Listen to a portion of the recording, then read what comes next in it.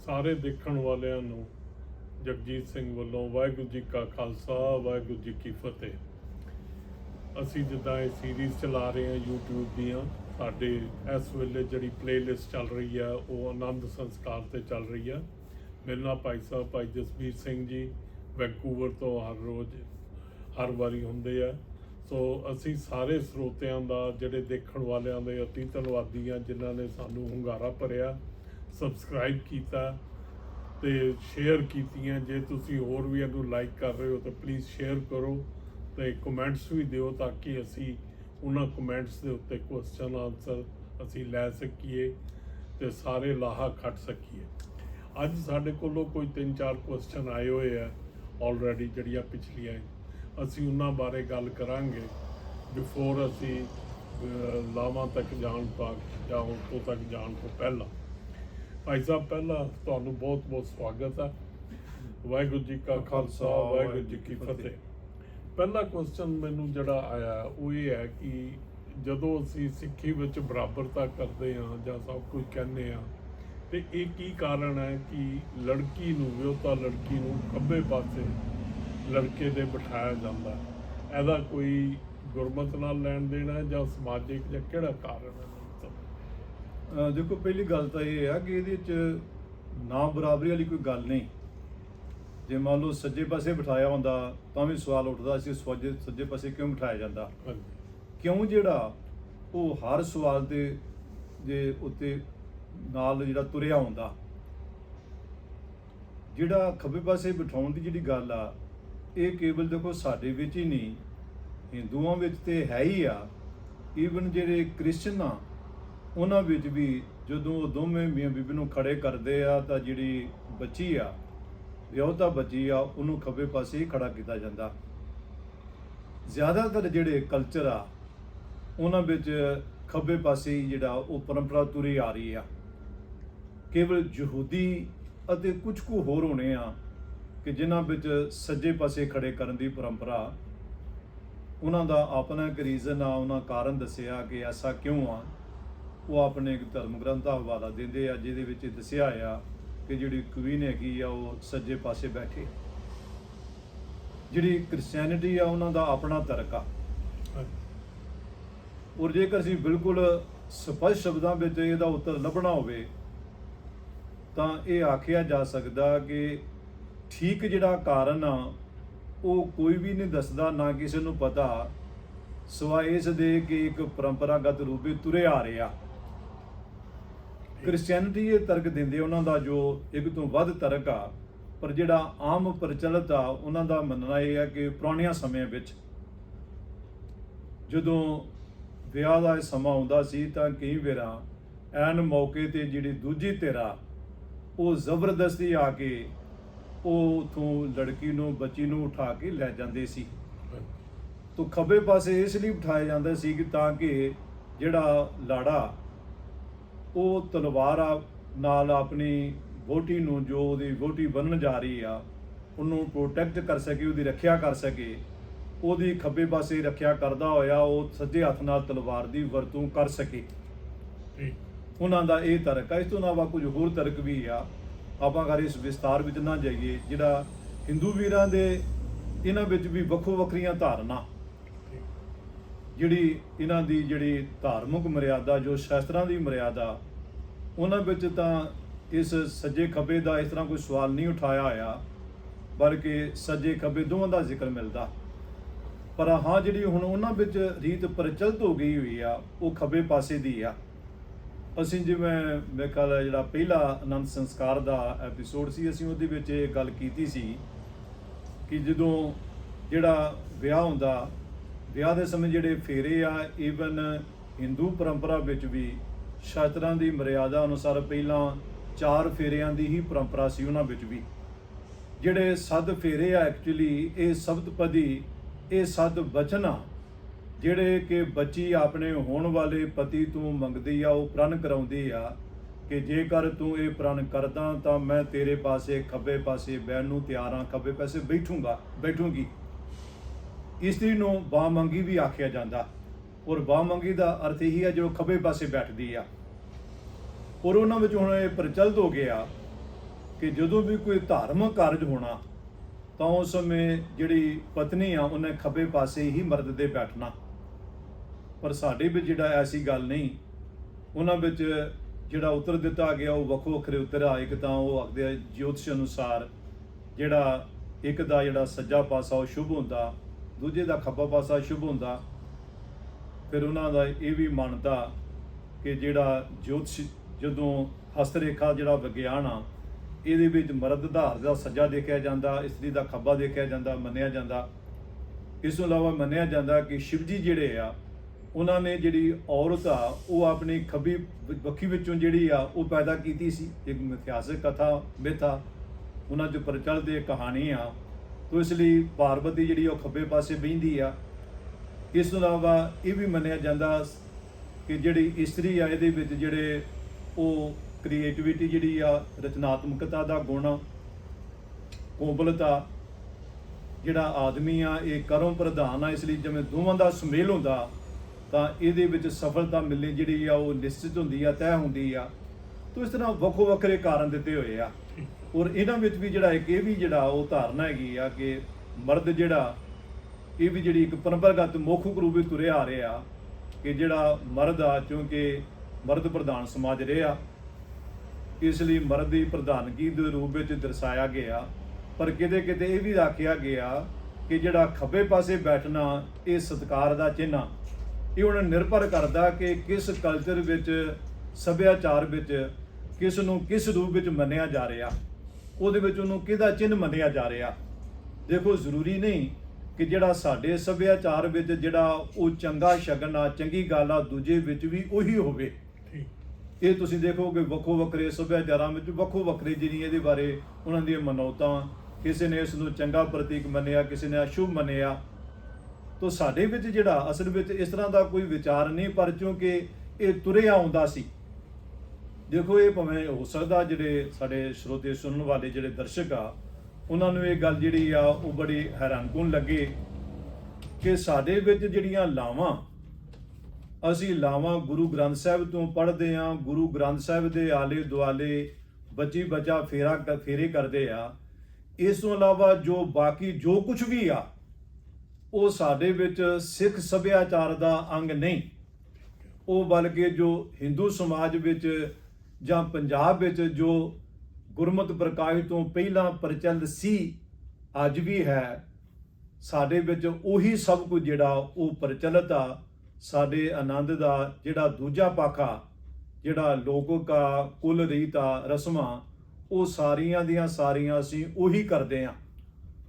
ਸਾਡੇ ਵਿੱਚ ਅਜੇ ਉਹ ਜਿਹੜਾ ਵੱਖਰਾਪਨ ਆ, ਭਾਵੇਂ ਉਸ ਅਸੀਂ ਕਹਿੰਦੇ ਆ ਕਿ ਸਾਡਾ ਇੱਕ ਵੱਖਰਾਪਨ ਆ, ਅਸੀਂ ਉਹਨਾਂ ਨਾਲੋਂ ਵੱਖਰੇ ਆ, ਪਰ ਇੱਥੇ ਆ ਕੇ ਜਿਹੜਾ ਸਾਡਾ ਵੱਖਰਾਪਨ ਆ ਉਹ ਸਿਰਫ ਇੱਥੇ ਹੀ ਨਜ਼ਰ ਆਉਂਦਾ ਆਨੰਦ ਵਿੱਚ ਕਿ ਕੇਵਲ ਗੁਰੂ ਗ੍ਰੰਥ ਸਾਹਿਬ ਤੋਂ ਲਾਵਾਂ ਦਾ ਪੜ੍ਹਿਆ ਜਾਣਾ, ਕੀਰਤਨ ਹੋਣਾ, ਗੁਰੂ ਗ੍ਰੰਥ ਸਾਹਿਬ ਦੇ ਆਲੇ ਦੁਆਲੇ ਪ੍ਰਕਰਮਾਂ ਕਰਨੀਆਂ।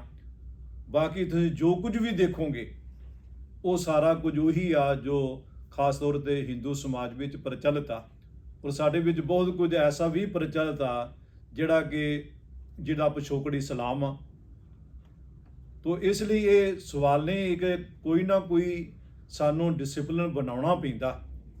ਇਹ ਗੱਲਾਂ ਜਿਹੜੀਆਂ ਇਹਨਾਂ ਦਾ ਧਰਮ ਨਾਲ ਕੋਈ ਸੰਬੰਧ ਨਹੀਂ, ਕੋਈ ਲੈਣ ਦੇਣ ਨਹੀਂ। ਖਾਸ ਤੌਰ ਤੇ ਜਦੋਂ ਅਸੀਂ ਸਿੱਖੀ ਦੀ ਗੱਲ ਕਰਦੇ ਹਾਂ, ਗੁਰਮਤਿ ਦ੍ਰਿਸ਼ਟੀਕੋਣ ਤੋਂ ਗੱਲ ਕਰਦੇ ਹਾਂ, ਤਾਂ ਇਹਨਾਂ ਗੱਲਾਂ ਦਾ ਧਰਮ ਨਾਲ ਕੋਈ ਲੈਣ ਦੇਣ ਨਹੀਂ। ਜੇ ਜਿਵੇਂ ਪਹਿਲਾਂ ਗੱਲ ਕੀਤੀ ਆ ਕਿ ਜੇ ਸੱਜੇ ਪਾਸੇ ਬਿਠਾਇਆ ਹੁੰਦਾ ਤਾਂ ਸਵਾਲ ਫਿਰ ਉੱਠਦਾ ਸੱਜੇ ਪਾਸੇ ਕਿਉਂ। ਤੋ ਆਖਰ ਕੋਈ ਨਾ ਕੋਈ ਤਾਂ ਡਿਸਪਲਿਨ ਜਿਹੜਾ ਤੁਹਾਨੂੰ ਉਹ ਅਪਣਾਉਣਾ ਹੀ ਪੈਣਾ, ਤਾਂ ਕਿ ਛੋਟੇ ਛੋਟੀਆਂ ਗੱਲਾਂ ਨੂੰ ਲੈ ਕੇ ਸਾਡੇ ਵਿੱਚ ਵਾਦ ਵਿਵਾਦ ਪੈਦਾ ਨਾ ਹੋ ਜਾਵੇ। ਹੁਣ ਜੇਕਰ ਮੰਨ ਲਓ ਕੋਈ ਨਿਯਮ ਨਾ ਹੋ, ਜਿਵੇਂ ਕਿ ਨਿਯਮ ਨਹੀਂ, ਤਾਂ ਇੱਕ ਕਹਿੰਦਾ ਜੀ ਇੰਜ ਹੋਣਾ ਚਾਹੀਦਾ, ਦੂਜਾ ਕਹਿੰਦਾ ਨਹੀਂ ਜੀ ਇੰਜ ਹੋਣਾ ਚਾਹੀਦਾ। ਜਿੱਥੇ ਖਾਸ ਤੌਰ ਤੇ ਸੱਭਿਆਚਾਰਾਂ ਦਾ ਆਪਸ ਵਿੱਚ ਟਕਰਾਅ, ਕੋਈ ਤਾਲਮੇਲ ਨਹੀਂ, ਤਾਂ ਛੋਟੀਆਂ ਛੋਟੀਆਂ ਗੱਲਾਂ ਨੂੰ ਲੈ ਕੇ ਆਪਸ ਵਿੱਚ ਮਤਭੇਦ ਪੈਦਾ ਹੋ ਜਾਂਦੇ ਆ। ਉਹ ਕਈ ਵਾਰ ਇੰਨੇ ਜ਼ਿਆਦਾ ਹੋ ਜਾਂਦੇ ਆ ਕਿ ਦੂਰੀਆਂ ਵੱਧ ਜਾਂਦੀਆਂ, ਇੰਨੀਆਂ ਤਰੇੜਾਂ ਪੈ ਜਾਂਦੀਆਂ ਕਿ ਰਿਸ਼ਤਾ ਫਿਰ ਜਿਹੜਾ ਉਹ ਲੀਹਾਂ ਤੇ ਆਉਂਦਾ ਹੀ ਨਹੀਂ। ਤੋ ਇਸ ਲਈ ਇਹ ਗੱਲ ਜਿਹੜੀ ਆ ਮਹੱਤਵਪੂਰਨ ਨਹੀਂ। ਇਹਦੇ ਵਿੱਚ ਕੋਈ ਉੱਚਾ ਜਾਂ ਨੀਵੇਂ ਵਾਲੀ ਗੱਲ ਨਹੀਂ ਕਿ ਕੋਈ ਪਹਿਲਾਂ ਤੁਰੇ, ਅੱਗੇ ਤੁਰਿਆ, ਕੋਈ ਪਿੱਛੇ ਤੁਰੇ ਆ।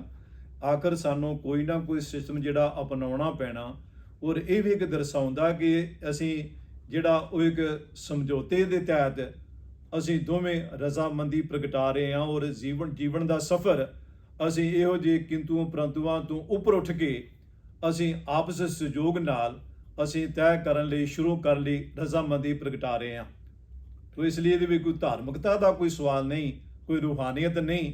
ਇੱਕ ਇੰਝ ਆਖ ਸਕਦੇ ਹਾਂ ਪਰੰਪਰਾਗਤ ਰੂਪ ਵਿੱਚ ਇਹ ਤੁਰੇ ਆ ਰਹੇ ਆ। ਇਹਦੇ ਵਿੱਚ ਇਹ ਨਹੀਂ ਕਿ ਇਸਤਰੀ ਜਿਹੜੀ ਉਹ ਨੀਵੀਂ ਆ, ਮਰਦ ਉੱਚਾ, ਜਾਂ ਮਰਦ ਦੀ ਪ੍ਰਧਾਨਤਾ, ਇਸਤਰੀ ਜਿਹੜੀ ਉਹ ਗੁਲਾਮ ਆ, ਇਸ ਤਰ੍ਹਾਂ ਦੀ ਇਹਦੇ ਵਿੱਚ ਕੋਈ ਧਾਰਨਾ ਨਹੀਂ। ਠੀਕ ਹੈ ਜੀ ਤੁਸੀਂ ਇਹਦੇ ਵਿੱਚੋਂ ਹੀ ਗੱਲ ਕੀਤੀ ਕਿ ਕਈ ਅਸੀਂ ਪਹਿਲੇ ਵੀ ਗੱਲ ਕਰ ਚੁੱਕੇ ਹਾਂ ਕਿ ਕੁੱਲ ਰੀਤ ਹੈਗੀ ਹੈ, ਕਈ ਵਾਰੀ ਉਸ ਵੇਲੇ ਦੀਆਂ ਰੀਤਾਂ ਹੈ, ਉਸ ਸਮਾਜ ਦੀਆਂ ਰੀਤਾਂ। ਇਹ ਵੀ ਵੇਖਣ ਨੂੰ ਮਿਲਿਆ ਕਿ ਕਈ ਰੀਤਾਂ ਜਿਹੜੀਆਂ ਉਹ ਵਕਤ ਦੇ ਨਾਲ ਵੀ ਚੇਂਜ ਹੁੰਦੀਆਂ ਰਹਿੰਦੀਆਂ, ਜਾਂ ਜਿਸ ਥਾਂ ਤੇ ਅਸੀਂ ਰਹਿ ਰਹੇ ਹਾਂ ਉਸ ਥਾਂ ਦੇ ਮੁਤਾਬਿਕ ਵੀ ਹੋ ਰਹੀਆਂ ਜੀ। ਸੋ ਇਹਨਾਂ ਨੂੰ ਸਰੋਤਿਆਂ ਨੇ ਕਿਹਾ ਕਿ ਥੋੜਾ ਜਿਹਾ ਹੋਰ ਐਕਸਪਲੇਨ ਕਰੋ ਕਿ ਇਹ ਜਿਹੜੀਆਂ 3 ਰੀਤਾਂ ਅਸੀਂ ਪਹਿਲੇ ਕੀਤੀਆਂ, ਕੀ ਉਹਦੇ ਵਿੱਚ ਵਕਤ ਤੇ ਜਿਸ ਥਾਂ ਤੇ ਅਸੀਂ ਰਹਿ ਰਹੇ ਹਾਂ ਉਹਦਾ ਨਾਲ ਵੀ ਬਦਲਦੀਆਂ ਪਈਆਂ ਇਹ ਰੀਤਾਂ? ਨਹੀਂ ਜੀ, ਬਿਲਕੁਲ ਬਦਲ ਰਹੀਆਂ। ਹਾਂਜੀ, ਅਸੀਂ ਪਹਿਲਾਂ ਜਿਹੜਾ ਪਹਿਲੇ ਐਪੀਸੋਡ ਵਿੱਚ ਹੀ ਗੱਲ ਕੀਤੀ ਸੀਗੀ ਕਿ ਵਿਆਹ ਨਾਲ ਸੰਬੰਧਿਤ ਜਿਹੜੀਆਂ ਸਾਡੀਆਂ ਰਸਮਾਂ ਰੀਤਾਂ, ਇਹਨਾਂ ਵਿੱਚ 3 ਤਰ੍ਹਾਂ ਦੀਆਂ ਰਸਮਾਂ ਰੀਤਾਂ ਦੀ ਸ਼ਮੂਲਤ ਆ। ਇੱਕ ਜਿਹੜੀ ਸਾਡੀ ਕੁੱਲ ਰੀਤ ਆ, ਦੂਜੀ ਲੋਕ ਰੀਤ ਆ, ਤੋਂ ਧਾਰਮਿਕ ਰੀਤ। ਇਹਨੂੰ ਕਈਆਂ ਦੋਹਾਂ ਹਿੱਸਿਆਂ ਵਿੱਚ ਵੰਡਿਆ। ਇੱਕ ਭਾਈਚਾਰਕ ਜਿਹੜੀ ਰਸਮਾਂ ਰਿਵਾਜ ਆ, ਦੂਜਾ ਜਿਹੜਾ ਸਾਡਾ ਉਹ ਧਾਰਮਿਕ। ਜਿਹੜੀ ਕੁੱਲ ਰੀਤ ਆ, ਕੁੱਲ ਰੀਤ ਵਿੱਚ ਕੀ ਹੁੰਦਾ ਕਿ ਜੋ ਸਾਡੇ ਕਈ ਪਰਿਵਾਰਾਂ ਦੀ ਉਹਨਾਂ ਦੇ ਕੁੱਲ ਵਿੱਚ ਕੋਈ ਪਰੰਪਰਾ ਤੁਰੀ ਆ ਰਹੀ ਹੁੰਦੀ ਆ ਕਿ ਜਿਵੇਂ ਕਈ ਜਠੇਰਿਆਂ ਦੀ ਪੂਜਾ ਕਰਦੇ ਆ। ਹਾਂਜੀ, ਉੱਥੇ ਜਦੋਂ ਨਵ-ਵਿਆਹ ਤੇ ਜੋੜਾ ਜਿਹਾ ਲੈ ਕੇ ਜਾਂਦੇ ਆ, ਉਹਨਾਂ ਤੋਂ ਆਸ਼ੀਰਵਾਦ ਲੈਂਦੇ ਆ। ਵੱਖੋ ਵੱਖਰੇ ਢੰਗ ਨਾਲ ਹਰ ਇੱਕ ਦਾ ਜਿਹੜਾ ਆਪਣਾ ਜਠੇਰਾ, ਉਹ ਪਰਿਵਾਰ ਦਾ, ਕੁਲ ਦਾ, ਉਹਨਾਂ ਦਾ ਆਪਣਾ ਜਠੇਰਾ, ਉਹ ਜਾ ਕੇ ਉਹਦੀ ਪੂਜਾ ਕਰਦੇ ਆ। ਬਹੁਤ ਸਾਰੀਆਂ ਹੋਰ ਐਸੀਆਂ ਜਿਹੜੀਆਂ ਕਿ ਕਿਸੇ ਖਾਸ ਕੁਲ ਤੱਕ ਹੀ ਸੀਮਿਤ ਹੁੰਦੀਆਂ। ਜਿਹੜੇ ਵਿਸ਼ਵਾਸ, ਜਿਹੜੀ ਰੀਤਾਂ, ਉਹ ਦੂਜੇ ਪਰਿਵਾਰਾਂ ਵਿੱਚ, ਦੂਜੇ ਕੁਲ ਵਿੱਚ, ਦੂਜੇ ਸਮਾਜ ਵਿੱਚ, ਸੁਸਾਇਟੀ ਵਿੱਚ ਨਹੀਂ ਹੁੰਦੀਆਂ। ਉਹ ਕੇਵਲ ਉਹਨਾਂ ਤੱਕ ਹੀ ਸੀਮਿਤ ਹੁੰਦੀਆਂ। ਜਿਹੜੀ ਲੋਕ ਰੀਤ ਵਿੱਚ, ਜਦੋਂ ਭਾਈਚਾਰਕ ਵੀ ਆਪਾਂ ਕਹਿ ਸਕਦੇ ਹਾਂ, ਇਹਦੇ ਵਿੱਚ ਹੀ ਹੁੰਦਾ ਜਿੱਥੇ ਅਸੀਂ ਰਹਿ ਰਹੇ ਹਾਂ। ਦੇਖੋ ਪਹਿਲਾ ਜਿਹੜਾ ਸਮਾਂ ਸੀਗਾ, ਪਹਿਲਾ ਸਮਾਂ ਜਿਹੜਾ ਸੀਗਾ ਉਹ ਅਸੀਂ ਜਿੱਥੇ ਰਹਿੰਦੇ ਹਾਂ, ਜ਼ਿੰਦਗੀ ਭਰ ਕਈ ਪੀੜ੍ਹੀਆਂ ਉੱਥੇ ਹੀ ਰਹਿੰਦੀਆਂ ਸੀ। ਉਹ ਇੱਕ ਖਾਸ ਚੌਗਿਰਦਾ ਹੁੰਦਾ ਸੀ, ਜਿਸ ਚੌਗਿਰਦੇ ਵਿੱਚ ਅਸੀਂ ਰਹਿੰਦੇ ਸੀ, ਵਿਚਰਦੇ ਸੀ। ਆਮ ਤੌਰ ਤੇ ਜਿਹੜੇ ਸਾਡੇ ਰਸਮੋ ਰਿਵਾਜ ਆ, ਉਹ ਉਸ ਇਲਾਕੇ ਤੱਕ ਹੀ ਸੀਮਿਤ ਰਹਿੰਦੇ ਸੀ। ਪਰ ਹੁਣ ਕਿਉਂਕਿ ਜਿਹੜਾ ਯੂਨੀਵਰਸਲ ਪਿੰਡ ਬਣ ਚੁੱਕਾ, ਹੁਣ ਸਾਡੇ ਵਿੱਚ ਜਿਹੜਾ ਦੇਖੋ, ਅਸੀਂ ਜਿੱਦਾਂ ਪਹਿਲਾਂ ਗੱਲ ਕੀਤੀ ਆ ਕਿ ਸਾਡੇ ਵਿੱਚ ਕਿਉਂਕਿ ਐਸਾ ਧਰਮ ਸ਼ਾਸਤਰ ਨਹੀਂ ਬਣਿਆ ਕਿ ਜਿਹਦੇ ਵਿੱਚ ਸਾਡੀਆਂ ਰਸਮੋ ਰਿਵਾਜਾਂ ਦਾ ਜਿਵੇਂ ਦੂਜਿਆਂ ਵਿੱਚ ਜ਼ਿਕਰ ਕੀਤਾ ਹੋਇਆ, ਸਾਡੇ ਵਿੱਚ ਉਹਦਾ ਵੇਰਵੇ ਨਾਲ ਵਰਣਨ ਕੀਤਾ ਹੋਵੇ। ਸਾਡੀ ਰਹਿਤ ਮਰਿਆਦਾ ਜ਼ਰੂਰ ਬਣੀ ਹੋਈ ਆ, ਪਰ ਰਹਿਤ ਮਰਿਆਦਾ ਵਿੱਚ ਕੋਈ ਵਿਸਥਾਰ ਨਾਲ ਇਹਨਾਂ ਗੱਲਾਂ ਦਾ ਜ਼ਿਕਰ ਨਹੀਂ ਕੀਤਾ ਹੋਇਆ। ਉੱਥੇ ਬਹੁਤ ਸੰਖੇਪ ਵਿੱਚ ਕੇਵਲ ਉਹਨਾਂ ਗੱਲਾਂ ਨੂੰ ਛੋਹਿਆ ਗਿਆ ਜਿਹੜੀਆਂ ਕਿ ਗੁਰਮਤਿ ਦੀ ਜੀਵਨ ਜੱਜ ਦਾ ਅੰਗ ਨਹੀਂ, ਉਹਦਾ ਹਿੱਸਾ ਨਹੀਂ। ਉਹਨਾਂ ਨੂੰ ਜ਼ਰੂਰ ਜਿਹਦਾ ਜੋ ਪ੍ਰਚਲਿਤ ਸੀ ਆ, ਚਾਹੇ ਉਹ ਲੋਕ ਰੀਤ ਸੀ, ਚਾਹੇ ਕੁੱਲ ਰੀਤ ਸੀ, ਉਹਨਾਂ ਦੀ ਮਨਾਹੀ ਕੀਤੀ ਹੋਈ ਆ। ਪਰ ਕੇਵਲ ਉਹਨਾਂ ਰੀਤਾਂ ਦੀ, ਰਸਮਾਂ ਦੀ, ਜਿਹੜੀਆਂ ਕਿ ਗੁਰਮਤਿ ਦੀ ਮੁੱਢਲੀ ਜੋ ਜੀਵਨ ਜੁਗਤ ਆ ਉਹਨੂੰ ਖੰਡਨ ਕਰਦੀਆਂ, ਉਹਨੂੰ ਕੰਡੈਮ ਕਰਦੀਆਂ, ਉਹਨਾਂ ਨਾਲ ਉਹਨਾਂ ਦਾ ਟਕਰਾਅ, ਬਾਕੀ ਜਿਹੜੀਆਂ ਉਹਨਾਂ ਨੂੰ ਨਹੀਂ ਛੇੜਿਆ ਗਿਆ। ਉਹਦੇ ਵੀ ਦੇਖੋ, ਜਦੋਂ ਅਸੀਂ ਇੱਕ ਥਾਂ ਤੋਂ ਦੂਜੇ ਥਾਂ ਗਏ ਤਾਂ ਅਸੀਂ ਆਪਣੀ ਜਿਹੜੀਆਂ ਰਸਮਾਂ ਸੀਗੀਆਂ, ਰਿਵਾਜ ਸੀਗੇ, ਕਈਆਂ ਨੇ ਤਾਂ ਆਪਣੀ ਕੁੱਲ ਰੀਤ ਵੀ ਲੈ ਆਂਦੀ, ਜਿਹੜੀ ਲੋਕ ਰੀਤ ਸੀ ਉਹ ਵੀ ਲੈ ਆਂਦੀ। ਜਿਵੇਂ ਉਦਾਹਰਨ ਵਿੱਚ ਦੇਖਦੇ ਅਸੀਂ, ਜਿਹੜੇ ਆਪਾਂ ਇਹਨਾਂ ਕੰਟਰੀਆਂ ਵਿੱਚ ਆਏ ਹਾਂ, ਇਹਨਾਂ ਦੇਸ਼ਾਂ ਵਿੱਚ ਕੀ ਦੇਖਦੇ ਹਾਂ ਕਿ ਹੁਣ ਜਿਹੜੇ ਰਿਵਾਜ ਆ ਉਹ ਉਹਨਾਂ ਵਿੱਚ ਹੋਰ ਵਾਧਾ ਹੋ ਗਿਆ। ਜਿਵੇਂ ਵਿਆਹ ਸਮੇਂ ਬੱਚੀ ਜਿਹੜੀ ਆ ਉਹ ਬੁੱਕੇ ਲੈ ਕੇ ਹੱਥ ਵਿੱਚ ਆਉਂਦੀ ਆ, ਔਰ ਪਿਤਾ ਜਿਹੜਾ, ਮਾਂ ਪਿਓ ਜਿਹੜੇ, ਉਹਨੂੰ ਨਾਲ ਲੈ ਕੇ ਅੰਦਰ ਗੁਰੂ ਮਹਾਰਾਜ ਦੇ ਦਰਬਾਰ ਵਿੱਚ ਹਾਜ਼ਰ ਹੁੰਦੇ ਆ। ਪਰ ਇਹ ਸਾਡੇ ਅਸੀਂ ਪਿਛੋਕੜ ਜਿਹੜਾ ਸੀ ਉੱਥੇ ਵਿੱਚ ਐਸਾ ਨਹੀਂ ਸੀ।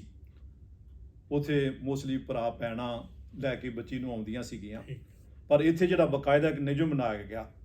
ਫਿਰ ਇਸ ਕਲਚਰ ਵਿੱਚੋਂ ਕਿ ਮੂਵੀਆਂ ਬਣਦੀਆਂ, ਹੁਣ ਜ਼ਿਆਦਾਤਰ ਜਿਹੜੇ ਆ ਉਹ ਗਾਈਡ ਕਰਦੇ ਆ ਕਿ ਤੁਸੀਂ ਹੁਣ ਆਹ ਸਟੈਪ ਪੁੱਟਣਾ, ਇਸ ਤਰ੍ਹਾਂ ਪੁੱਟਣਾ, ਇੰਜ ਕਰਨਾ, ਇੰਜ ਬੈਠਣਾ, ਇਹਨੇ ਬੈਠਣਾ, ਇਹਨੇ ਆਉਣਾ, ਬਕਾਇਦਾ ਉਹ ਜਿਹੜੀ ਸਾਰੀ ਤਰਤੀਬ ਬਣਾ ਕੇ ਉਹਨਾਂ ਦੇ ਸਾਹਮਣੇ ਰੱਖਦੇ ਆ। ਮਤਲਬ ਹੁਣ ਸਾਡੇ ਵੀ ਜਿਹੜਾ ਉਹ ਇੱਥੋਂ ਦਾ ਜੇ ਕਲਚਰ ਦਾ ਜਿਹੜਾ ਪੱਛਮੀ ਕਲਚਰ ਆ ਉਹਦਾ ਵੀ ਕੁਝ ਅੰਸ਼ ਜਿਹੜਾ ਉਹ ਸਾਡੇ ਵੀ ਸ਼ਾਮਲ ਹੋ ਗਿਆ। ਠੀਕ। ਇਹ ਜਿਹੜਾ ਲੋਕ ਰੀਤ ਜਿਹਨੂੰ ਆਪਾਂ ਕਹਿੰਦੇ ਆ, ਇਹਦੇ ਵਿੱਚ ਹੁਣ ਇਹ ਨਵਾਂ ਸ਼ਾਮਲ ਹੋ ਗਿਆ। ਫਿਰ ਪਹਿਲਾਂ ਸੀਗਾ, ਜਿਸ ਤਰ੍ਹਾਂ ਪੰਜਾਬ ਦੀ ਗੱਲ ਕਰੀਏ, ਜਿਹੜਾ ਹੁਣ ਆਪਾਂ ਮੌਜੂਦਾ ਪੰਜਾਬ ਆ, ਮਾਲਵਾ, ਮਾਝਾ, ਦੁਆਬਾ, ਖਾਸ ਤੌਰ ਤੇ ਜਿਹੜੇ ਇਹ ਇਲਾਕੇ ਆ, ਮਾਝੇ ਦੇ ਆਪਣਾ ਰਸਮੋ ਰਿਵਾਜ ਸੀ, ਦੁਆਬੇ ਦੇ ਕੁਝ ਆਪਣੇ ਸੀ, ਮਾਲਵੇ ਦੇ ਆਪਣੇ ਸੀ। ਹੁਣ ਇੱਥੇ ਦੇਖੋਗੇ ਤੁਸੀਂ ਸਾਰਿਆਂ ਦਾ ਮਿਲਗੋਭਾ ਬਣਿਆ ਹੋਇਆ, ਜਿਵੇਂ ਜਾਗੋ ਕੱਢਦੇ ਆ। ਠੀਕ। ਇਹ ਆਸਤੇ ਆਸਤੇ ਕੀ ਆ ਕਿ ਅਸੀਂ ਦੂਜਿਆਂ ਦੇ ਵੀ ਜਿਹੜੇ ਆ ਉਹ ਇੱਕ ਦੂਜੇ ਦੇ ਅਸੀਂ ਅਪਣਾ ਲਏ। ਇਸ ਲਈ ਦਿਨੋਂ ਦਿਨ ਜਿਹੜੇ ਇਹ ਰਸਮੋ ਰਿਵਾਜ ਆ ਇਹ ਵੱਧਦੇ ਜਾ ਰਹੇ ਆ। ਜਿਹੜਾ ਧਾਰਮਿਕ ਰੀਤ ਆ ਉਹ ਤਾਂ ਸਾਰਿਆਂ ਲਈ ਇੱਕੋ ਆ, ਪਰ ਸਾਡੇ ਵਿੱਚ ਬਹੁਤ ਕੁਝ ਐਸਾ ਪ੍ਰਚਲਿਤ ਹੋ ਗਿਆ ਕਿ ਜਿਹਦਾ ਸਾਡੇ ਜਿਹੜਾ ਸਿੱਖੀ ਰੋਹ ਰੀਤ ਆ ਉਹਦੇ ਨਾਲ ਉਹਦਾ ਕੋਈ ਲੈਣ ਦੇਣ ਨਹੀਂ। ਜਿਹੜਾ ਕਿਸੇ ਸਮੇਂ ਜਿਹੜਾ ਸੀਗਾ ਉਹ ਇੱਕ ਵਹਿਮ ਸੀ, ਇੱਕ ਸੁਪਰਸਟੀਸ਼ਨ ਕਾਰਨ ਪ੍ਰਚਲਿਤ ਹੋਇਆ ਸੀ, ਜਿਵੇਂ ਗਾਣਾ ਬਣਨਾ। ਹੁਣ ਅਸੀਂ ਸਾਰੇ ਜਿਹੜੇ ਆ ਸਿੱਖ ਪਰਿਵਾਰਾਂ ਦੇ ਬੱਚੇ ਵੀ ਵਿਆਹ ਸਮੇਂ ਉਹਨਾਂ ਨੂੰ ਬਣਦੇ ਆ। ਉਹਦੇ ਪਿੱਛੇ ਕਾਰਨ ਕੀ ਸੀਗਾ? ਕਾਰਨ ਸੀਗਾ ਕਿ ਉਹ ਮੰਤਰਾਂ ਦਾ ਜਾਪ ਕਰਦੇ ਹੋਇਆ ਉਹ ਧਾਗਾ ਡੋਰੀ ਬੰਨ੍ਹ ਦਿੰਦੇ ਸੀ ਕਿ ਇਹਦੇ ਨਾਲ ਜਿਹੜੀਆਂ ਬਦਰੂਹਾਂ ਹੈਗੀਆਂ ਉਹ ਉਸ ਬੰਦੇ ਦੇ ਨੇੜੇ ਨਹੀਂ ਆਉਣਗੀਆਂ। ਫਿਰ ਇਹ ਵੀ ਸੀਗਾ ਕਿ ਬੱਚਾ, ਇਸ ਲਈ ਉਹਨੂੰ ਬਾਹਰ ਅੰਦਰ ਨਹੀਂ ਸੀ ਜਾਣ ਦਿੰਦੇ। ਫਿਰ ਸਰਬਾਲਾ ਹੁੰਦਾ ਸੀ, ਉਹ ਇਕੱਲਿਆਂ ਬੱਚੀ ਨੂੰ ਜਾਂ ਬੱਚੇ ਨੂੰ ਨਹੀਂ ਸੀ ਜਾਣ ਦਿੰਦੇ। ਉਹਦੇ ਪਿੱਛੇ ਕਾਰਨ ਆਸਤੇ ਆਸਤੇ ਹੁਣ ਜਿਹੜਾ ਉਹ ਰਸਮ ਨਿਭਾਈ ਜਾਂਦੀ ਹੈ, ਪਰ ਪਤਾ ਕਿਸੇ ਨੂੰ ਵੀ ਨਹੀਂ ਹੁੰਦਾ ਵੀ ਇਹ ਕਿਉਂ ਬੰਨਿਆ ਜਾਂਦਾ। ਈਵਨ ਜਦੋਂ ਕਈ ਵਾਰ ਅਸੀਂ ਸਿੱਖ ਪਰਿਵਾਰਾਂ 'ਚ ਦੇਖਦੇ ਹਾਂ ਕਿ ਈਵਨ ਜਦੋਂ ਅਖੰਡ ਪਾਠ ਵਗੈਰਾ ਕਰਾਉਂਦੇ ਆ ਜਾਂ ਲੰਗਰ ਕਰਾਉਂਦੇ ਆ ਤਾਂ ਉਹ ਵੀ ਹੱਥੋਂ ਤੇ ਇਸ ਤਰ੍ਹਾਂ ਮੌਲੀਆਂ ਬੰਨ੍ਹ ਲੈਂਦੇ ਆ। ਇਹ ਸਾਡਾ ਸਿੱਖ ਸੱਭਿਆਚਾਰ ਦਾ ਕੋਈ ਹਿੱਸਾ ਨਹੀਂ।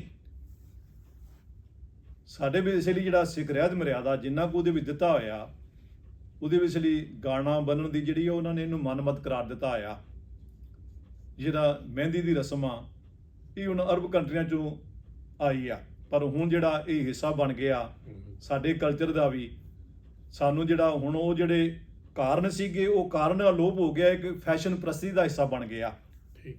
ਬਹੁਤ ਸਾਰੀਆਂ ਰਸਮਾਂ ਜਿਹੜੀਆਂ ਜਿਨ੍ਹਾਂ ਪਿੱਛੇ ਬਕਾਇਦਾ ਇੱਕ ਵਹਿਮ ਸੀ, ਭਰਮ ਸੀ, ਅਗਿਆਨਤਾ ਵੀ ਸੀ, ਉਹ ਜਿਹੜੀਆਂ ਅੱਜ ਜਿਹੜੀਆਂ ਉਹ ਇੱਕ ਰਸਮ ਦਾ ਰੂਪ ਧਾਰਨ ਕਰ ਗਈਆਂ। ਭਾਵੇਂ ਉਹਨਾਂ ਦਾ ਜੋ ਕਾਰਨ ਆ ਉਹ ਸਾਨੂੰ ਨਹੀਂ ਪਤਾ ਕਿ ਕਿਉਂ ਸ਼ੁਰੂ ਹੋਈਆਂ, ਪਰ ਇੱਕ ਫੈਸ਼ਨ ਦੇ ਤੌਰ ਤੇ ਸਾਡੇ ਸਮਾਜ ਨੇ ਵੀ ਉਹਨਾਂ ਨੂੰ ਅਪਣਾ ਰਿਹਾ।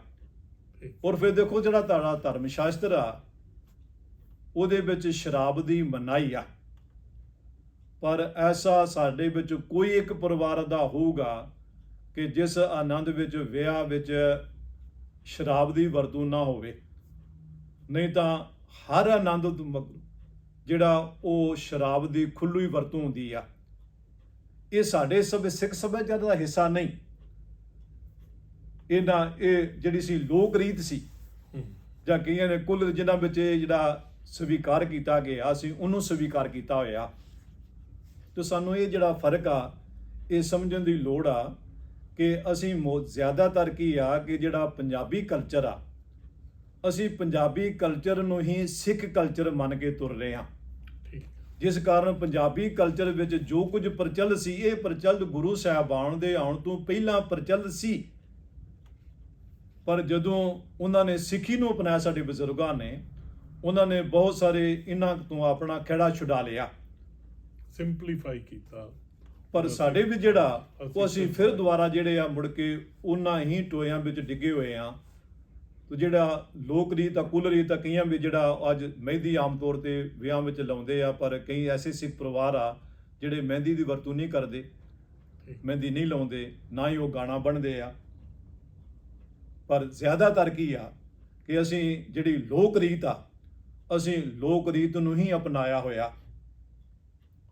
ਸਾਡੇ ਵਿੱਚ ਜੇਕਰ ਜਿਸ ਤਰ੍ਹਾਂ ਦੂਜਿਆਂ ਵਿੱਚ ਆਪਾਂ ਗੱਲ ਕੀਤੀ ਆ, ਧਰਮ ਸ਼ਾਸਤਰ ਜਿਹੜੇ ਆ ਉਹ ਬਣੇ ਹੋਏ ਆ, ਸਾਡੇ ਵਿੱਚੋਂ ਕਿ ਸਿੱਖੀ ਵਿੱਚ ਇਸ ਤਰ੍ਹਾਂ ਦਾ ਵਿਸ਼ਵਾਸ ਨਹੀਂ, ਪਰ ਉਹਦਾ ਜਿਹੜਾ ਇੱਕ ਨੈਗੇਟਿਵ ਪੱਖ ਇਹ ਆ ਕਿ ਅਸੀਂ ਜਿੱਥੇ ਵੀ ਗਏ, ਅਸੀਂ ਜੋ ਆਪਣਾ ਸੀ ਉਹ ਤਾਂ ਨਾਲ ਲੈ ਹੀ ਗਏ, ਅਸੀਂ ਜਿੱਥੇ ਗਏ ਉਹਨਾਂ ਦਾ ਵੀ ਉਹ ਅਡਾਪਟ ਕਰ ਲਿਆ, ਉਹ ਵੀ ਗ੍ਰਹਿਣ ਕਰ ਲਿਆ।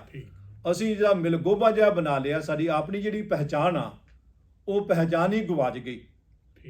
ਤੇ ਜਿਵੇਂ ਪਹਿਲਾਂ ਇਸ਼ਾਰਾ ਕੀਤਾ ਕਿ ਸਾਡੇ ਵਿੱਚ ਲੋਕ ਰੀਤ, ਕੁੱਲ ਰੀਤ ਦੀ ਇੰਨੀ ਜ਼ਿਆਦਾ ਪ੍ਰਧਾਨਤਾ ਕਿ ਸਾਡੀ ਜਿਹੜੀ ਧਾਰਮਿਕ ਰੀਤ ਆ ਉਹ ਜਿਹੜੀ ਆ ਉਹ ਕੇਵਲ ਨਾਮਤ ਰਹਿ ਗਈ ਆ।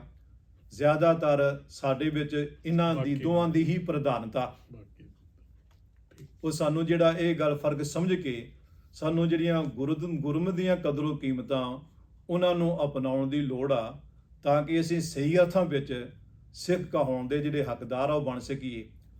ਸਾਡੇ ਵਿੱਚ ਇੱਕ ਗੱਲ ਹੋਰ ਆ, ਦੇਖੋ ਕਿ ਵਿਆਹੁਤਾ ਜਿਹੜੀ ਬੱਚੀ ਆ, ਦੂਜਿਆਂ ਵਿੱਚ ਬਕਾਇਦਾ ਉਹਦਾ ਇੱਕ ਲੱਛਣ ਆ, ਜਿਵੇਂ ਹਿੰਦੂ ਵੀਰਾਂ ਵਿੱਚ ਜਿਹੜੀ ਵਿਆਹੁਤਾ ਬੱਚੀ ਆ ਉਹ ਸੰਧੂਰ ਲਾਉਂਦੀ ਆ ਜਾਂ ਮੰਗਲ ਸੂਤਰ ਆਪਣੇ ਗਲ 'ਚ ਪਹਿਨਦੀ ਆ, ਪਰ ਸਾਡੇ ਵਿੱਚ ਐਸਾ ਕੁਝ ਨਹੀਂ ਸੀ। ਪਰ ਕਿਉਂਕਿ ਸਾਡੇ ਵਿੱਚ ਜਿਵੇਂ ਪਹਿਲਾਂ ਮੈਂਸ਼ਨ ਕੀਤਾ ਕਿ ਸਿਵਾਏ ਲਾਵਾਂ ਅਤੇ ਗੁਰੂ ਗ੍ਰੰਥ ਸਾਹਿਬ ਦੇ ਸਨਮੁਖ ਪ੍ਰਭੂ ਅੱਗੇ ਅਰਦਾਸ ਕਰਨ ਤੋਂ ਬਿਨਾਂ ਹੋਰ ਜੋ ਕੁਝ ਵੀ ਆ ਅਸੀਂ ਉਹ ਦੂਜਿਆਂ ਦਾ ਹੀ ਅਪਣਾਇਆ ਹੋਇਆ। ਇਹ ਸਾਨੂੰ ਭਾਵੇਂ ਸੁਣਨ ਨੂੰ ਬੜਾ ਅਜੀਬ ਲੱਗੂਗਾ, ਪਰ ਇਹ ਜ਼ਮੀਨੀ ਹਕੀਕਤ ਆ ਕਿ ਬਾਕੀ ਜੋ ਕੁਝ ਵੀ ਆ ਉਹ ਅਸੀਂ ਖਾਸ ਤੌਰ ਤੇ ਜਿਹੜਾ ਉਹ ਹਿੰਦੂ ਵੀਰਾਂ ਦਾ ਅਪਣਾਇਆ। ਜੇ ਬਾਹਰ ਆਇਆ ਤਾਂ ਅਸੀਂ ਕ੍ਰਿਸਚੀਅਨਿਟੀ ਦਾ ਅਪਣਾ ਲਿਆ। ਪਹਿਲਾਂ ਜਿਹੜਾ ਸੀ ਖਾਸ ਤੌਰ ਤੇ ਭਾਰਤ ਵਿੱਚ ਅਸੀਂ ਜੋ ਮੁਸਲਮਾਨਾਂ ਦਾ ਸੀ ਉਹਨਾਂ ਦੇ ਕੁਝ ਕੋਈ ਅਪਣਾ ਲਿਆ। ਸਾਡਾ ਮਿਲਗੋਬਾ ਜਿਹਾ ਇਸ ਸਮੇਂ ਲੋਕ ਰੀਤ ਅਤੇ ਜਿਹੜੀ ਕੁਲ ਰੀਤ ਆ ਉਹ ਇਹਨਾਂ ਦੀ ਹੀ ਜਿਹੜੀ ਪ੍ਰਧਾਨਤਾ ਔਰ ਮਿਲਗੋਬਾ ਜਿਹਾ ਬਣ ਗਿਆ ਹੋਇਆ ਜੀ। ਅੱਛਾ, ਅਗਲਾ ਸਵਾਲ ਸਾਡੇ ਕੋਲ ਇੱਕ ਆਇਆ। ਜਦੋਂ ਆਨੰਦ ਕਾਰਜ ਹੋ ਰਿਹਾ ਹੁੰਦਾ, ਸ਼ੁਰੂ ਕਰਦੇ ਆ, ਉਦੋਂ ਇੱਕ ਅਰਦਾਸ ਪਹਿਲੇ ਕੀਤੀ ਜਾਂਦੀ ਹੈ ਜਿਹਦੇ ਵਿੱਚ ਲੜਕੀ ਦੀ ਤੇ ਲੜਕਾ ਤੇ ਦੋਨਾਂ ਦੇ ਮਾਤਾ ਪਿਤਾ ਨੂੰ ਖੜਾ ਕੀਤਾ ਜਾਂਦਾ। ਕਈ ਥਾਂ ਤੇ ਉਹ ਕਹਿੰਦੇ ਜੀ ਇਹ ਗੁਪਤ ਅਰਦਾਸ ਕਰਨੀ ਹੈ, ਕਈ ਥਾਂ ਤੇ ਉਹ ਅਨਾਉਂਸ ਕਰਕੇ ਕਰਦੇ। ਜਦ ਅਰਦਾਸ ਕਰ ਰਹੇ ਆ ਤੇ ਸਾਰਿਆਂ ਦਾ ਜਿਹੜੀ ਬਾਕੀ ਸੰਗਤ ਹੈ ਉਹਨੂੰ ਬੈਠੇ ਰਹਿਣ ਦੇਣਾ ਤੇ ਉਹ ਪਾਰਟਿਕੂਲਰ ਉਹਨਾਂ ਨੂੰ ਖੜੇ ਕਰਕੇ ਕਰਨਾ, ਕੀ ਇਹ ਜਿਹੜਾ ਕੰਮ ਹੈ ਇਹ ਗੁਰਮਤ ਅਨੁਸਾਰ ਹੈ ਕਿ ਗੁਪਤ ਹੈ? ਤੇ ਇਹ ਦੋ ਕੁਐਸਚਨ ਇਹਦੇ ਆ ਕਿ ਗੁਪਤ ਹੋਣੀ ਚਾਹੀਦੀ ਹੈ ਕਿ ਓਪਨ ਹੋਣੀ ਚਾਹੀਦੀ ਹੈ, ਤੇ ਕੀ ਸਾਰਿਆਂ ਲਈ ਹੋਣੀ ਚਾਹੀਦੀ ਹੈ ਕਿ ਸਿਰਫ ਉਹਨਾਂ ਲਈ ਪਾਰਟਿਕੂਲਰ ਹੋਣੀ ਚਾਹੀਦੀ? ਦੇਖੋ, ਜਿੱਥੇ ਤੱਕ ਗੁਪਤ ਜਾਂ ਜ਼ਾਹਰਾ ਤੌਰ ਤੇ ਕਰਨ ਦੀ ਗੱਲ ਆ, ਜਿਹੜੀ ਸਿੱਖ ਰਹਿਤ ਮਰਿਆਦਾ ਉਹਦੇ ਵਿੱਚ ਇਸ ਗੱਲ ਦਾ ਕੋਈ ਮੈਂਸ਼ਨ ਨਹੀਂ ਕੀਤਾ ਹੋਇਆ ਕਿ ਅਰਦਾਸ ਜਿਹੜੀ ਆ ਉਹ ਗੁਪਤ ਕਰਨੀ ਆ। ਹਾਂ, ਜਿਹੜੇ ਗਿਆਨੀ ਗੁਰਬਚਨ ਸਿੰਘ ਭਿੰਡਰਾਂ ਵਾਲੇ ਆ ਉਹਨਾਂ ਨੇ ਜਿਹੜੀ ਸਿੱਖ ਰਹਿਤ ਮਰਿਆਦਾ ਬਣਾਈ ਲਿਖੀ ਹੋਈ ਆ, ਉਹਦੇ ਵਿੱਚ ਉਹਨਾਂ ਨੇ ਜ਼ਿਕਰ ਕੀਤਾ ਕਿ ਗੁਪਤ ਅਰਦਾਸ ਕੀਤੀ ਜਾਏ, ਔਰ ਇਸ ਦੇ ਨਾਲ ਉਹਨਾਂ ਨੇ ਲਿਖਿਆ ਕਿ ਦੋਵਾਂ ਧਿਰਾਂ ਦੇ ਪਿਤਾ ਖੜੇ ਹੋਣ। ਉੱਥੇ ਮਾਂ ਦਾ ਜ਼ਿਕਰ ਨਹੀਂ ਕੀਤਾ ਉਹਨਾਂ ਨੇ। ਉਹ ਬਹੁਤ ਸਾਰੇ ਚੌਂਕੇ ਜਿਹੜੇ ਆ ਉਸ ਉਹਨਾਂ ਨੂੰ ਮੰਨਣ ਵਾਲੇ ਆ, ਇਸ ਕਰਕੇ ਉਹਨਾਂ ਦਾ ਤਰਕ ਆ ਕਿ ਉਹਨਾਂ ਨੇ ਲਿਖਿਆ ਆ ਕਿ ਗੁਪਤ ਅਰਦਾਸ ਕਰਨੀ ਹੈ, ਇਸ ਲਈ ਗੁਪਤ ਕਰਨੀ ਚਾਹੀਦੀ ਆ। ਪਰ ਸਿੱਖ ਰਹਿਤ ਮਰਿਆਦਾ ਵਿੱਚ ਗੁਪਤ ਦਾ ਕੋਈ ਜ਼ਿਕਰ ਨਹੀਂ। ਔਰ ਦੂਜੀ ਗੱਲ ਜਿਹੜੀ ਆ, ਇਸ ਗੱਲ ਦਾ ਪ੍ਰਮਾਣ ਆ ਕਿ ਜਿਹੜੀ ਅਰਦਾਸ ਆ ਇਹ ਉਹਨਾਂ ਸੱਜਣਾ ਲਈ ਜਿਨ੍ਹਾਂ ਦਾ ਵਿਸ਼ੇਸ਼ ਕਾਰਜ ਆ, ਜੇ ਉਹਨਾਂ ਲਈ ਅਰਦਾਸ ਕਰਨੀ ਆ ਉਸ ਸਮੇਂ ਤਾਂ ਉਸ ਸਮੇਂ ਸਾਰੀ ਸੰਗਤ ਦਾ ਖੜੇ ਹੋਣਾ ਜ਼ਰੂਰੀ ਨਹੀਂ। ਪਰ ਕਈ ਥਾਈਂ ਜਿੱਥੇ ਖਾਸ ਤੌਰ ਤੇ ਮੈਨੂੰ ਯਾਦ ਆ ਕਲਕੱਤੇ ਵਿੱਚ ਇੱਕ ਗੁਰਦੁਆਰਾ ਸਾਹਿਬ ਵਿੱਚ ਤੇ ਸੰਗਤ ਤਾਂ ਬਹੁਤ ਜਾਂਦੀ ਸੀ ਪਰ ਜਗ੍ਹਾ ਥੋੜੀ ਸੀ। ਉੱਥੇ ਅਰਦਾਸ 5-10 ਮਿੰਟਾਂ ਬਾਅਦ ਕੋਈ ਨਾ ਕੋਈ ਅਰਦਾਸ ਕਰਾਉਣ ਲਈ ਪਰਿਵਾਰ ਆ ਜਾਂਦਾ ਸੀਗਾ। ਜਿਹੜੇ ਦਫ਼ਤਰ ਵਿੱਚ ਬੈਠੇ ਸੱਜਣ ਉਹ ਬੜੇ ਔਖੇ ਸੀ ਕਿਉਂਕਿ ਹਰ 5 ਮਿੰਟਾਂ ਬਾਅਦ ਉਹਨੂੰ ਕੰਮ 'ਤੇ ਖੜਾ ਹੋਣਾ ਪੈਂਦਾ ਸੀ। ਮੈਨੂੰ ਕੋਈ ਜਾਣ ਦਾ ਮੌਕਾ ਮਿਲਿਆ ਤਾਂ ਉਹ ਕਹਿਣ ਲੱਗੇ ਅਸੀਂ ਬੜੇ ਪਰੇਸ਼ਾਨ ਆ ਕਿ ਹਰ 5-10 ਮਿੰਟ ਅਸੀਂ ਰਸੀਦ ਕੱਢਣੀ ਹੁੰਦੀ ਆ, ਹਿਸਾਬ ਕਿਤਾਬ ਕਰ ਰਹੇ ਹੁੰਦੇ ਆ, ਅਰਦਾਸ ਹੁੰਦੀ, ਖੜੇ ਹੋਣਾ ਪੈਂਦਾ। ਤੇ ਮੈਂ ਉਹਨੂੰ ਦੱਸਿਆ ਵੀ ਸਾਡੀ ਰਹਿਤ ਮਰਿਆਦਾ ਵੀ ਜਿਹੜਾ ਇਹ ਪੱਖ ਆ ਉਹ ਬੜਾ ਸਪਸ਼ਟ ਆ ਕਿ ਜਦੋਂ ਕਿਸੇ ਵਿਅਕਤੀਗਤ ਵੱਲੋਂ ਅਰਦਾਸ ਆ ਉਦੋਂ ਸਾਰੀ ਸੰਗਤ ਦਾ ਖੜੇ ਹੋਣਾ ਜ਼ਰੂਰੀ ਨਹੀਂ। ਉਸ ਸਮੇਂ ਜਿਹੜੇ ਸੰਬੰਧਿਤ ਸੱਜਣ ਆ ਉਹੀ ਖੜੇ ਹੋਣ। ਤੋ ਇਸੇ ਦੋਵੇਂ ਧਿਰਾਂ ਜਿਹੜੀਆਂ ਉਸ ਸਮੇਂ ਖੜੀਆਂ ਹੁੰਦੀਆਂ। ਔਰ ਜੇਕਰ ਗੁਪਤ ਕਰੀਏ ਤਾਂ ਵੀ ਜਿਹੜੇ ਸੰਗਤਾਂ ਬੈਠੀਆਂ ਉਹਨਾਂ ਨੂੰ ਤਾਂ ਪਤਾ ਅਰਦਾਸ ਹੋ ਰਹੀ ਆ। ਕਈ ਸੰਗਤਾਂ ਤਰਕਾ ਦੀ ਅਰਦਾਸ ਦੀ ਨਰਾਦਰੀ ਆ, ਪਰ ਜਿਹੜੀ ਬਾਕੀ ਸੰਗਤ ਬੈਠੀ ਉਹਨਾਂ ਨੂੰ ਤਾਂ ਪਤਾ ਵੀ ਅਰਦਾਸ ਹੋ ਰਹੀ ਆ। ਤੋ ਇਸ ਲਈ ਇਹਦੇ ਵਿੱਚ ਜਿਹੜਾ ਗੁਪਤ ਵਾਲਾ ਸਾਡਾ ਕੋਈ ਸੰਕਲਪ ਨਹੀਂ, ਕਿਉਂਕਿ ਜਿਹੜੇ ਉਹਨਾਂ ਨੂੰ ਸਵੀਕਾਰ ਕਰਦੇ ਆ ਵਿਸ਼ਵਾਸ ਉਹਨਾਂ ਦਾ ਆਪਣਾ ਬਿਲੀਫ ਸਿਸਟਮ ਬਣਿਆ ਹੋਇਆ। ਪਰ ਸਿੱਖ ਰਹਿਤ ਮਰਿਆਦਾ ਵਿੱਚ ਗੁਪਤ ਅਰਦਾਸ ਦਾ ਕੋਈ ਸੰਕਲਪ ਨਹੀਂ। ਠੀਕ, ਥੈਂਕ ਯੂ। ਅਸੀਂ ਅੱਜ ਦਾ ਪ੍ਰੋਗਰਾਮ ਇੱਥੇ ਸੰਕੋਚਦੇ ਹਾਂ। ਸੋ ਜੇ ਕਿਸੇ ਨੂੰ ਕੋਈ ਹੋਰ ਕੁਐਸਚਨ ਹੋਣ ਤਾਂ ਬਿਲਕੁਲ ਕਮੈਂਟਸ ਵਿੱਚ ਜ਼ਰੂਰ ਲਿਖੋ। ਅਸੀਂ ਇਸ ਵਿੱਚ ਜ਼ਰੂਰ ਸਾਰਿਆਂ ਦੀ ਸ਼ਲਾਘਾ ਕਰਦੇ ਹਾਂ। ਲਾਈਕ ਕਰੋ, ਸ਼ੇਅਰ ਕਰੋ। ਸੋ ਮੈਂ ਭਾਈ ਸਾਹਿਬ ਦਾ ਬਹੁਤ ਬਹੁਤ ਥੈਂਕਸ ਕਰਦਾ ਹੋਇਆ ਅਸੀਂ ਅੱਜ ਦੀ ਵੀਡੀਓ ਇੱਥੇ ਸੰਕੋਚਦੇ ਹੋਏ ਸਾਰਿਆਂ ਨੂੰ ਵਾਹਿਗੁਰੂ ਜੀ ਕਾ ਖਾਲਸਾ, ਵਾਹਿਗੁਰੂ ਜੀ ਕੀ ਫਤਿਹ।